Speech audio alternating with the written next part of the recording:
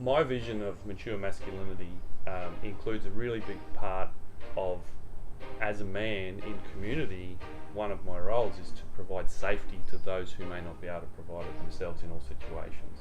So that means safety for women, it means safety for children, it means safety for myself and for other men.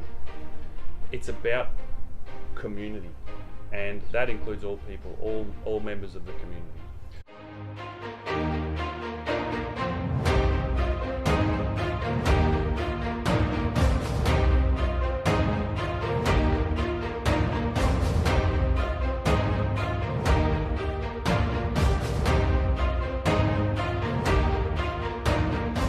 Welcome guys to another episode of the Wholesome Life video podcast. I'm here with Simon Leeds, an incredible man who I look up to, a real leader in our community here in far north Queensland.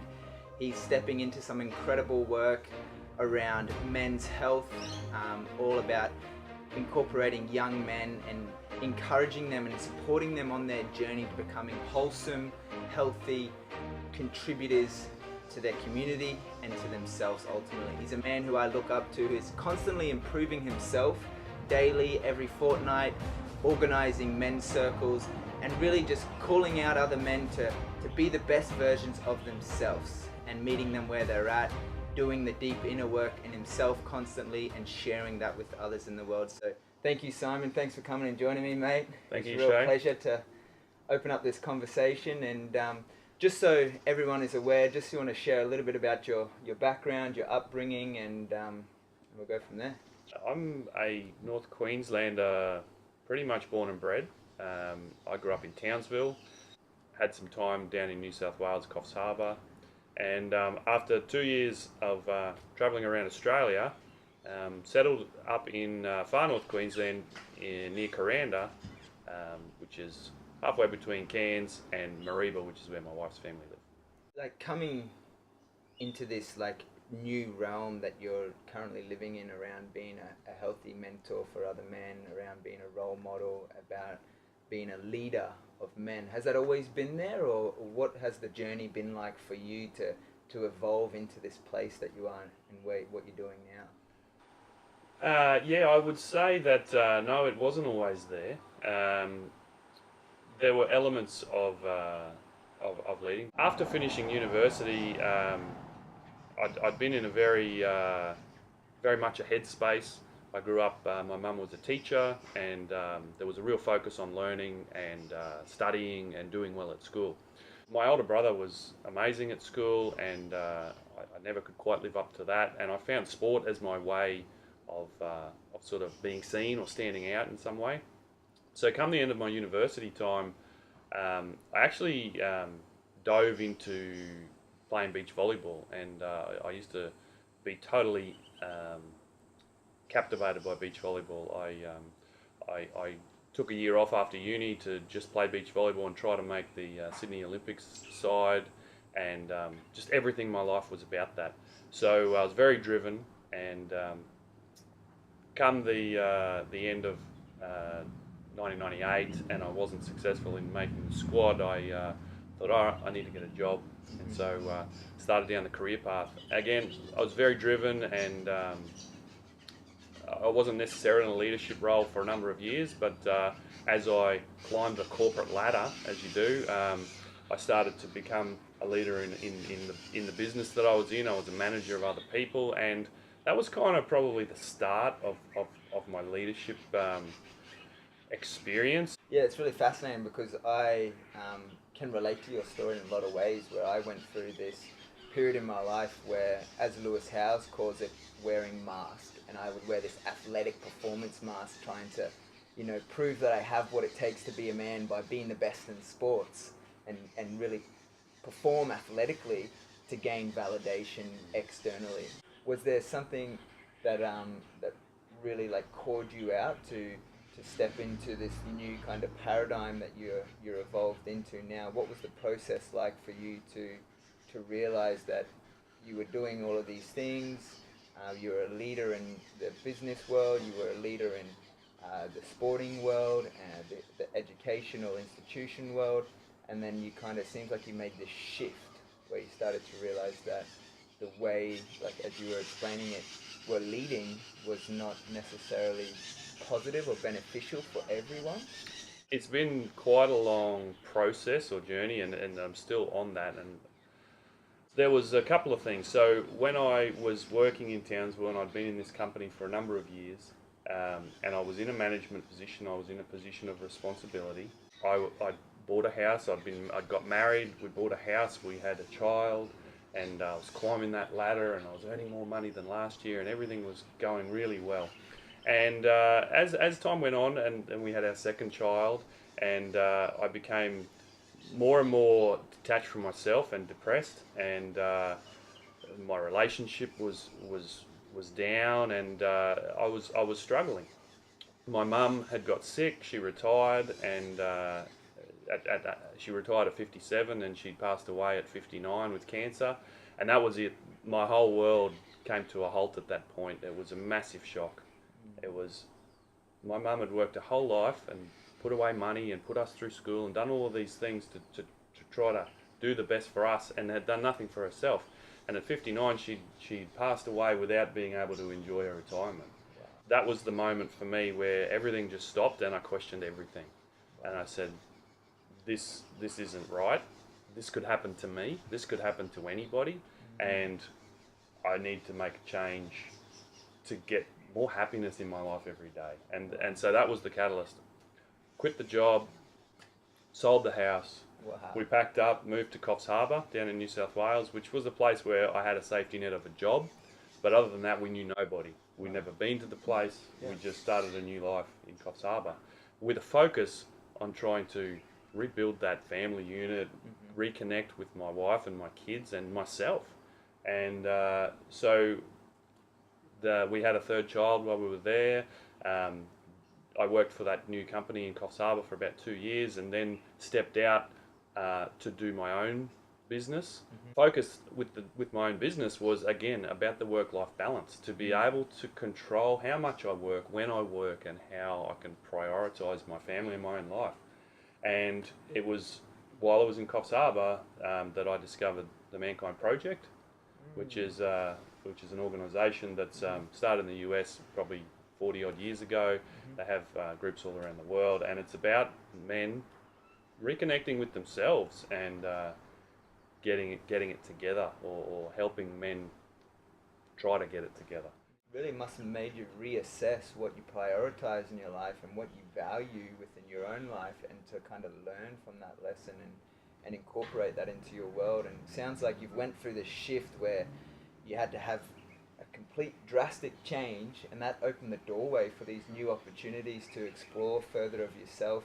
Was there any processes that you went through that were kind of almost life-shattering to what you thought you knew, that helped evolve you to this place? Through this Mankind Project work, and doing regular groups with other men who would sit and facilitate, and sometimes it was weekends, sometimes it was just of an evening.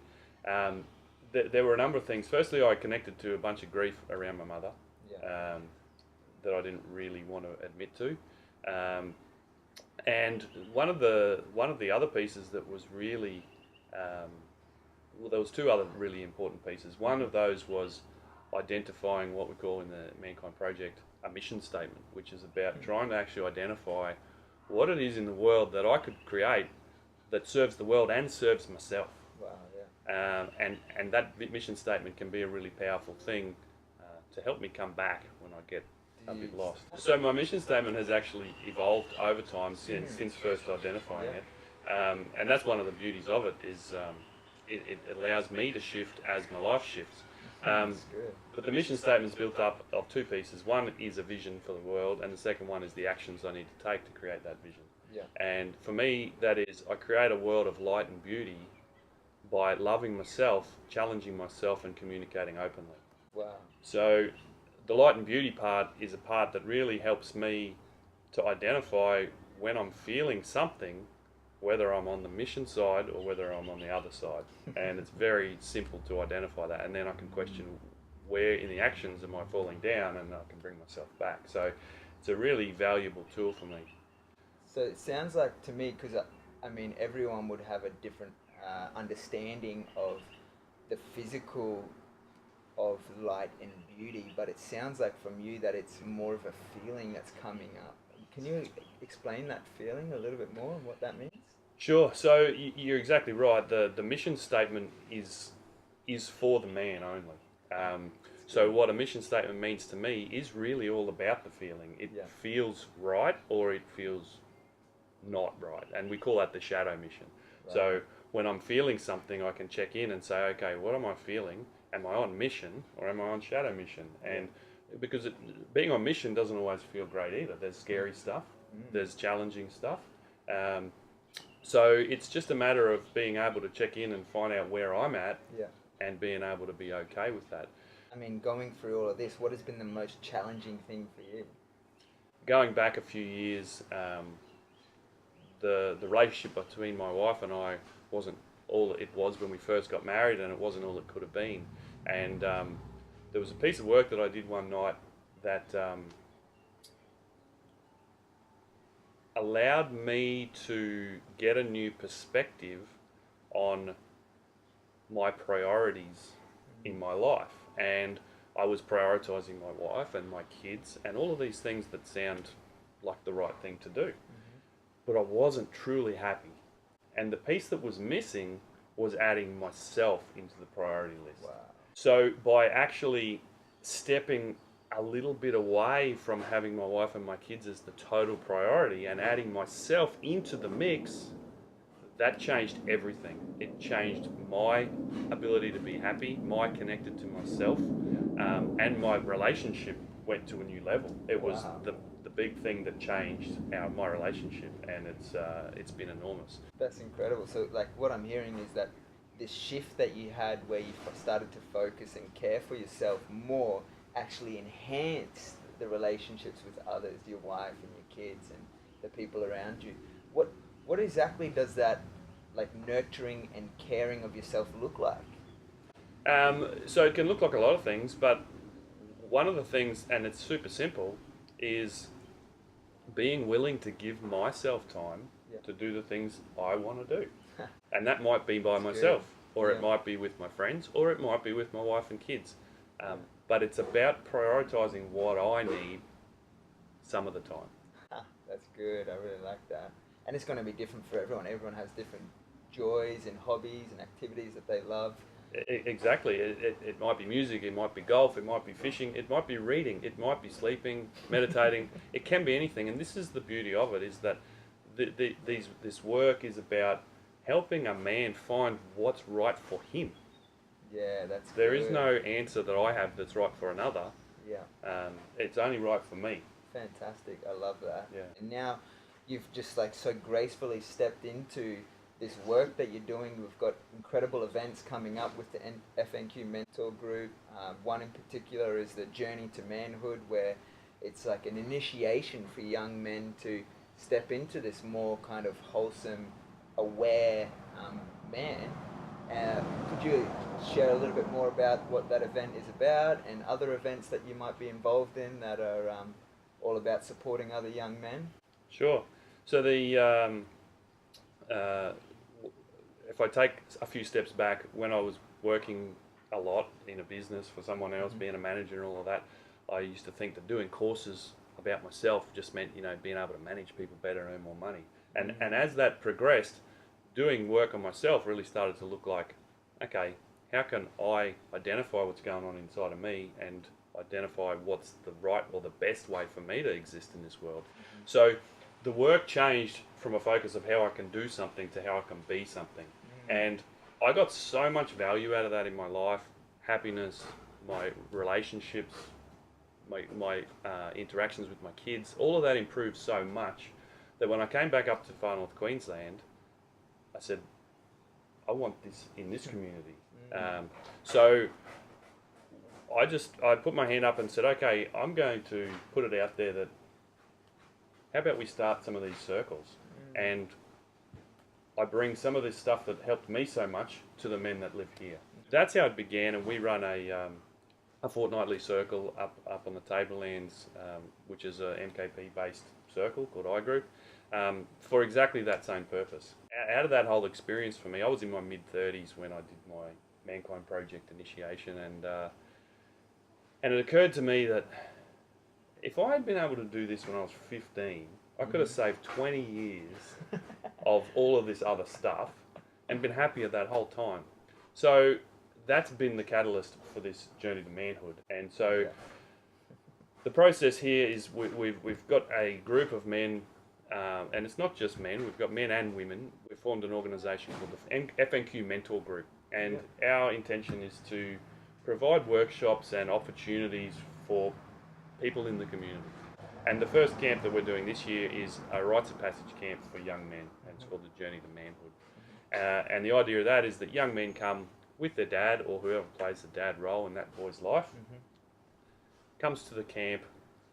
They'll be supported by a group of other men, and in a gentle way, yet still challenging physically and emotionally, they are asked to take a step out of thinking and operating like a boy, to step onto the journey of being a man, thinking about what works for me, how does this feel, what's that about, is this right for me, and how's that working out? How's the impact on that person? How's the impact on the women in my life?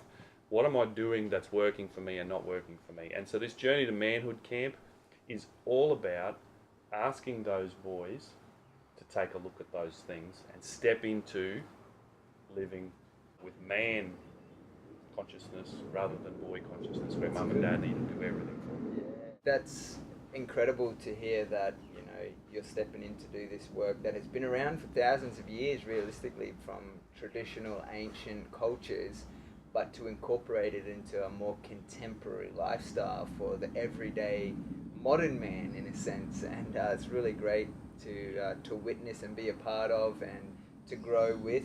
I'm sure this is just the beginning of many camps and events that happen, that it's all about supporting other men in support of women. Ultimately, that's why we're all here, to support one another on this journey, and it's by sheer synchro destiny that we sit in here today on Women's Day talking about the work for men, when ultimately, as you've mentioned before, this is also for women, right?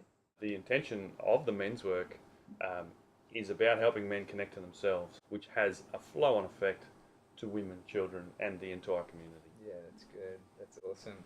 I love it, man. I'm so inspired by your work and by you as a person, and all the transformations and shifts that you've been through in your life to bring you where you are now, and the fact that you're so humble in your leadership role to really know that the journey's not over. You know, it's at the same time still beginning, and you're incorporating and integrating all of this work that you have done in your life lessons into making more conscious and aware steps for your benefit of your future and the benefit of the people around you. So it's incredible. And just to round it off, what is it that makes you come alive in your everyday life that you're doing now? I would have to say that engaging with the community and seeing happy and functional communities, it just makes me really feel happy. It makes me feel energized inside. And just being able to share, just to get the ball rolling, because I don't have all the answers, and as a leader, I don't have all of that. There's times where I really need to hold my edges around that as well, because I've got shadows in that area as well. But it's about just bringing something that then I can watch and see other people turn into whatever it is for them, and not have to even know what that is, but to see the outcome of it. That's what I love, is seeing people grow and seeing people get the feeling that I feel like I can get some of the time. That's so awesome, man. Thank you so much, Simon. Thank you, Shay. Absolute pleasure, mate. I love it. If you guys are interested to learn more about Simon and what he does, you can find him. FNQ Mentor Group at gmail.com is the email address for the FNQ Mentor Group if you're interested in getting involved.